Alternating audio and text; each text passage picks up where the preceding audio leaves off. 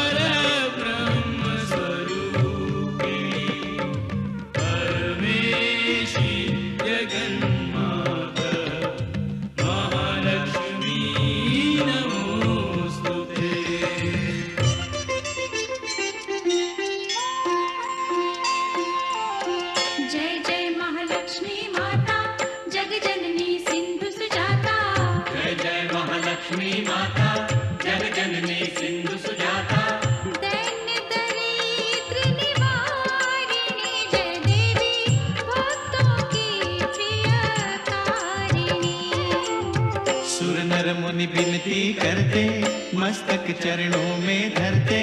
सुर नर मुनि विनती करते, मस्तक चरणों में धरते।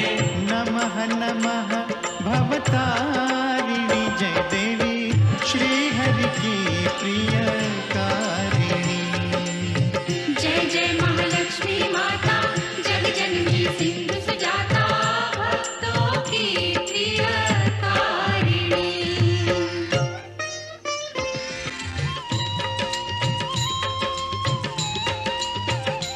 महालक्ष्मी विविध स्वरूपा, महाकाली सरस्वती दुर्गा, वैष्णव देवी कामाक्षा, विंध्यवासिनी योग माया, तुम त्रिपुर सुंदरी माता। तुम क्षीर भवानी शुभदाता,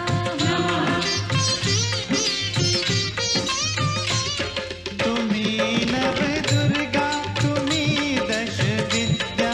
तुम्ही नव दुर्गा, तुम्ही दश विद्या, तुम्हारी माया न जाए जानी, महालक्ष्मी जगत कल्याणी।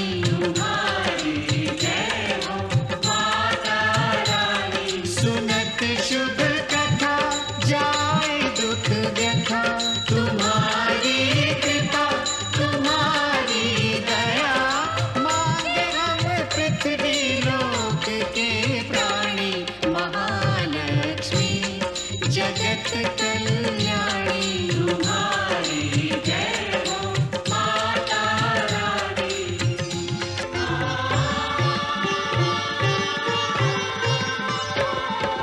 ब्रह्मा विष्णु महेश्वर, ठाड़े कर जोरे। शेष सुरेश नारद, गुण गावे तोरे।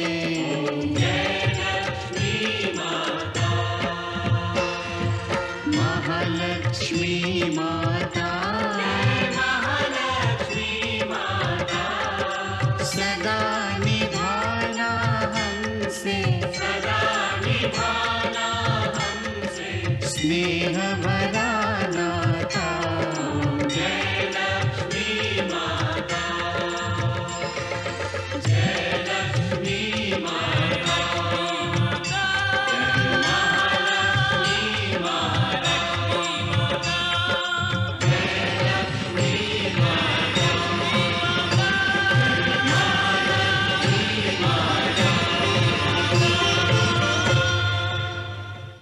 मैं तुम्हें अपने आप में परिवर्तन लाने का एक अंतिम अवसर और दे रही हूँ भैरव।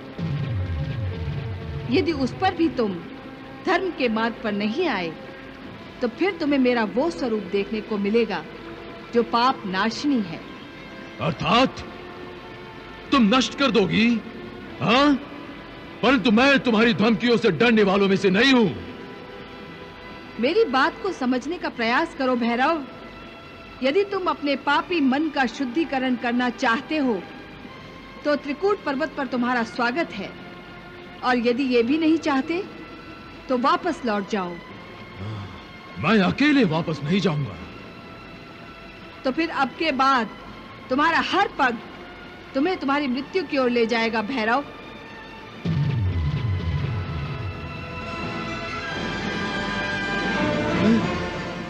वैष्णवी! हे वैष्णवी, तुम अदृश्य होकर मुझसे दूर नहीं भाग सकती। मैं तुम्हें ढूंढ निकालूंगा, अवश्य ढूंढ निकालूंगा। हे पितामह, कृपया मुझे दर्शन देकर अनुग्रहित कीजिए। मुझे अनुग्रहित कीजिए पितामह, मुझे अनुग्रहित कीजिए। आंखें खोलो देवी।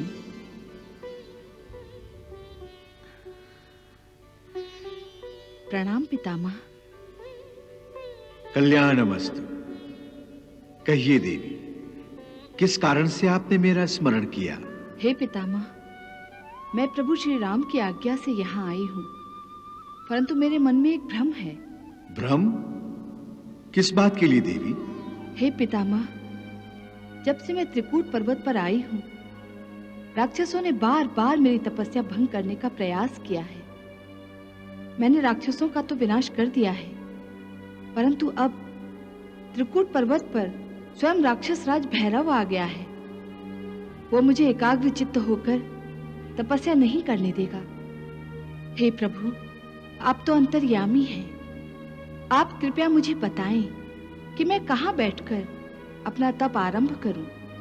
देवी, आप यदि अपने पूर्व रूप का ध्यान करती तो आपको इस स्थान का पूर्ण स्मरण हो जाता। आपने अपने महाकाली, महालक्ष्मी और महासरस्वती, इन तीनों रूपों में इसी पर्वत की गुफा में बैठकर तप किया था। इसी कारण यह पर्वत त्रिकूट के नाम से विख्यात है। आप इसी गुफा में जाएंगी तो आपकी स्मृति सजग होगी और आप इसी गुफा में तप करने बैठेंगी। पितामह, आपका संकेत मैं समझ गई।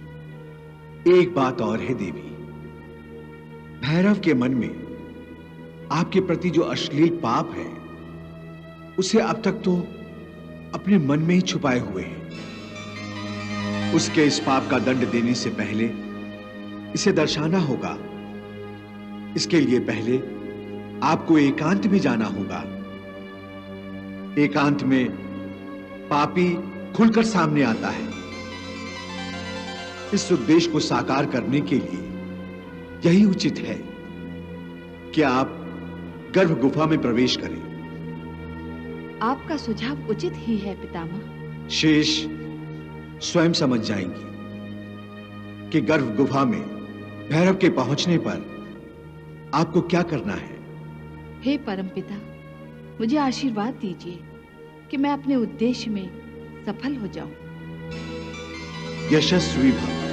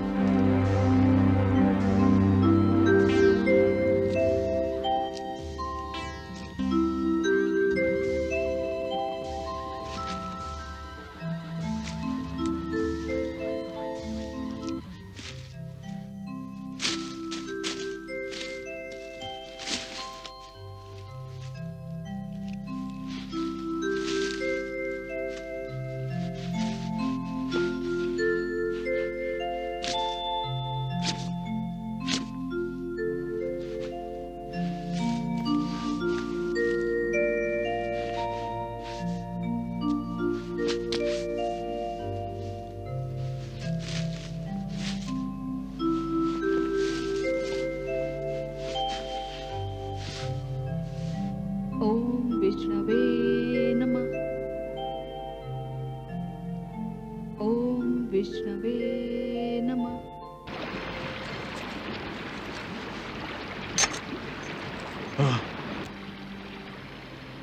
वैष्णवी, तुमने अदृश्य होकर मुझसे मुंह तो छिपा लिया है, परंतु मैं जानता हूं कि तुम अपनी माया का प्रयोग करते हुए यही मेरे आसपास हो। इसी त्रिकूट पर्वत पर तुम्हारा निवास है, परंतु तुम मेरे सामने नहीं आना चाहते। परंतु मैं अच्छी तरह से जानता हूं कि तुम्हें कैसे ढूंढा जाए।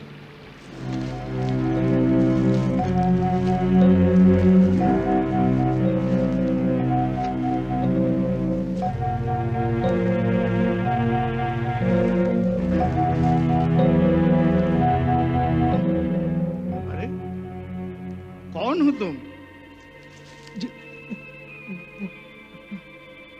और यहाँ ताक झाक क्या कर रहे हो? जी वो मैं देवी वैष्णवी को ढूंढ रहा था। अच्छा अच्छा तो तुम देवी वैष्णवी के दर्शन करने आए हो? जी जी। ठीक जगह पहुंचे हो। वो देखो,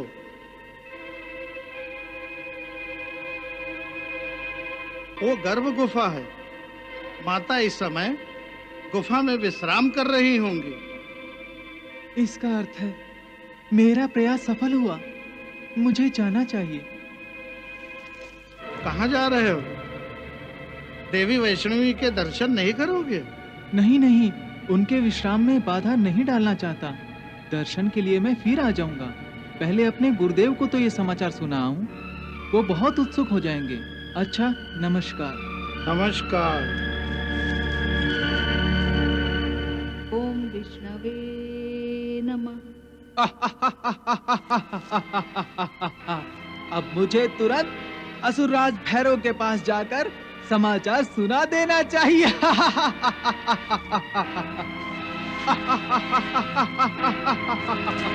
असुरराज, असुरराज, हे असुरराज, मैंने वैष्णवी का पता लगा लिया है। वाह गुप्तचर वाह, बता वो मायाविनी कहां छुपी है। मैं तुम्हारी झोली मोतियों से भर दूंगा। राजकुमारी वैष्णवी इस समय अपनी गर्भ गुफा में विश्राम कर रही है। गर्भ गुफा में यदि मुझसे छुपकर वो सृष्टि के गर्भ में भी समा जाए तो भी मैं उसे ढूंढ निकाल दूं। महाराज, विलंब ना कीजिए। इससे पहले कि वो जाग जाए, आप उसके सर पर पहुंच जाइए। अवश्य वैष्णवी, मैं आ रहा हूं, मैं आ रहा हूं वैष्णवी, मैं आ रहा हूं।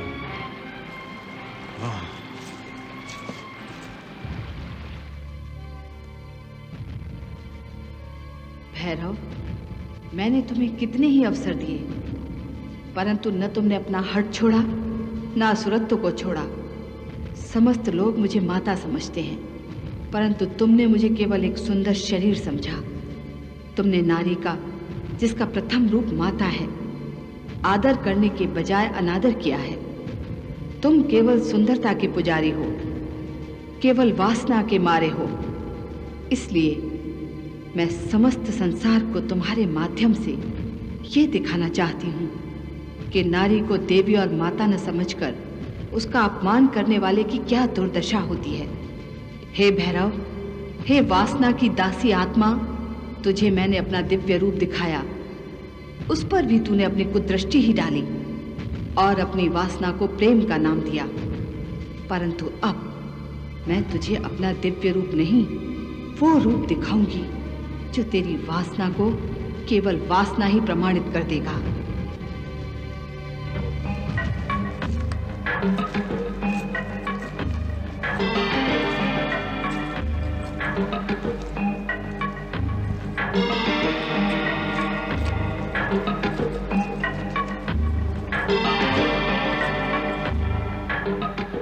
वैष्णवी, मैं जानता हूं तुम यही हो।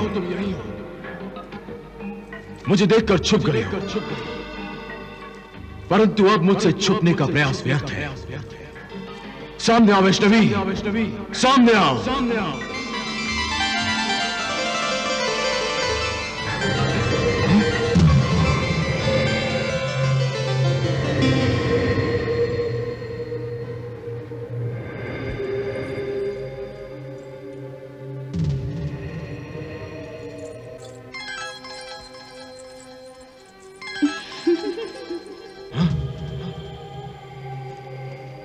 अब मुझसे लज जाने का क्या लाभ?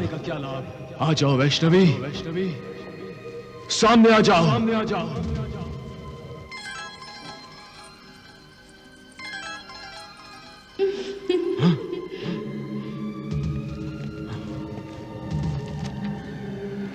यूं मुझे क्यों सता रहे हो?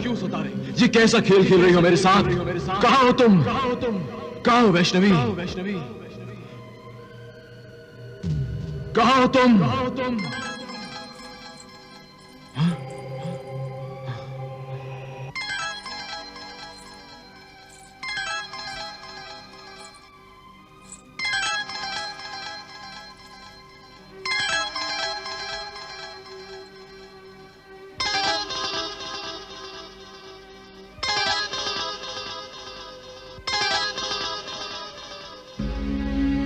सुंदरी, कौन हो तुम? तुम वैष्णवी तो नहीं लगती, परंतु इन सुंदर आभूषणों और वस्त्रों में तुम वैष्णवी से भी अधिक सुंदर दिखाई देती हो। हे परपुरुष, तुम तो अत्यंत निर्लज्ज हो। किसी पराई स्त्री को ऐसी बुरी दृष्टि से नहीं देखा करते।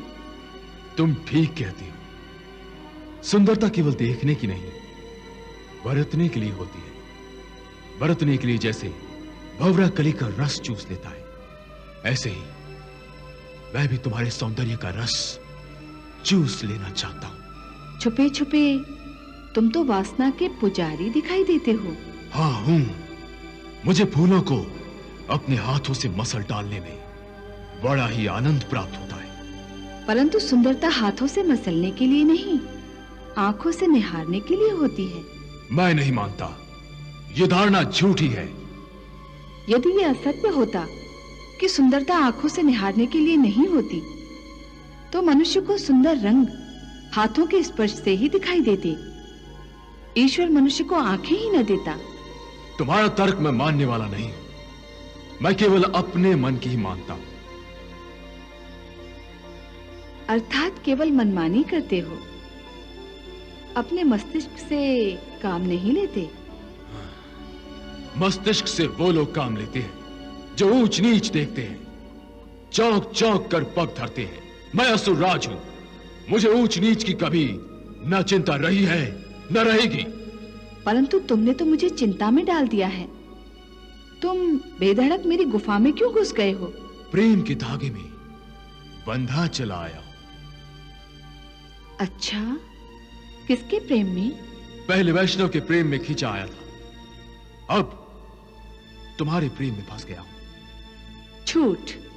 यदि तुम्हारा पहला प्रेम सच्चा होता तो तुम मेरे रूप रंग से कभी मोहित नहीं होते। तुम उससे अधिक सुंदर हो। कल कोई मुझसे भी अधिक सुंदर नारी तुम्हें दिखाई दी तो तुम तो उसके प्रति भी आकर्षित हो जाओगे।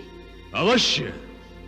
अर्थात इस धरती पर जहां तक तुम्हारी पहुंच है, किसी भी सुंदर स्त्री का मान सम्मान सुरक्षित नहीं। दूसरों की बात छोड़ो, अपनी बात करो।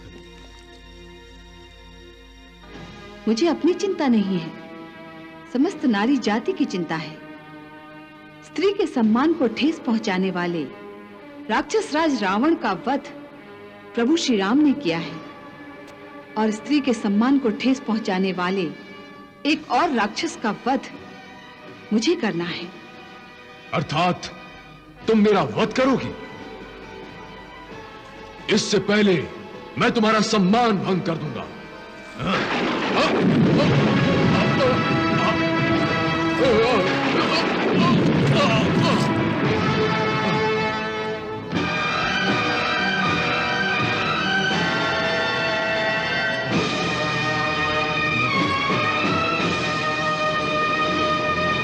हे मूर्ख प्राणी, तेरा अंत निकट है, परंतु इस गुफा में नहीं।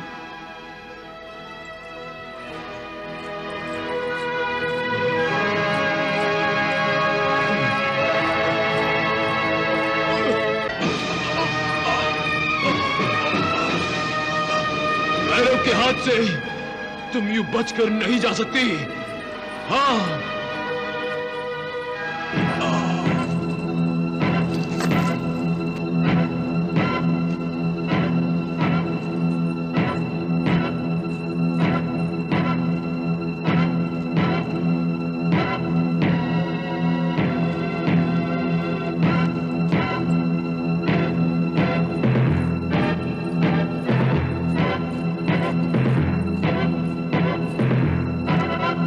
रुक जाओ सुंदरी, रुक जाओ।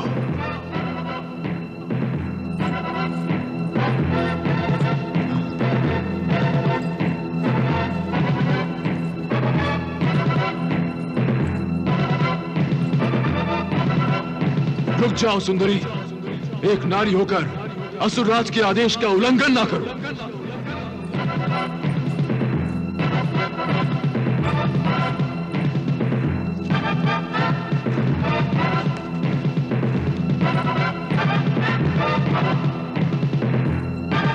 रुक जाओ सुंदरी, रुक जाओ।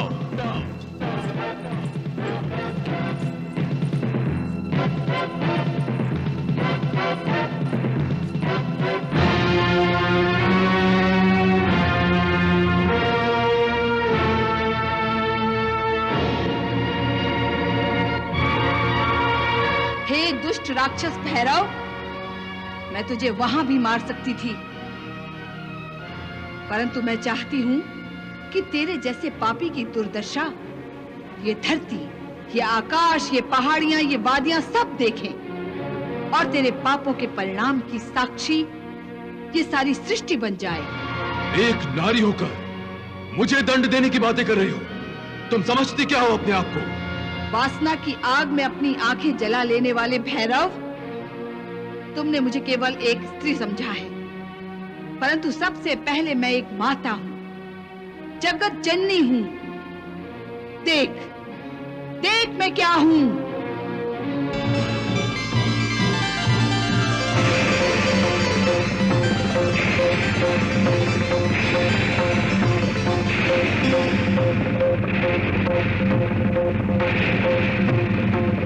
तेरा अंत समय आ गया है भैरव।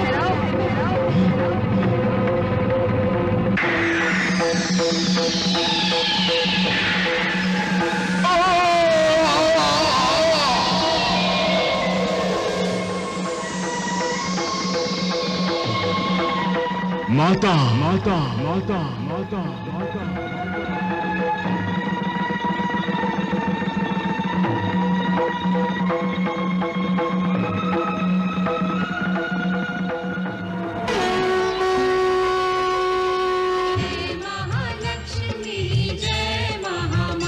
जय सिंधु सुता, जय विष्णु प्रिया, हम पे रखना सदा श्री चरणों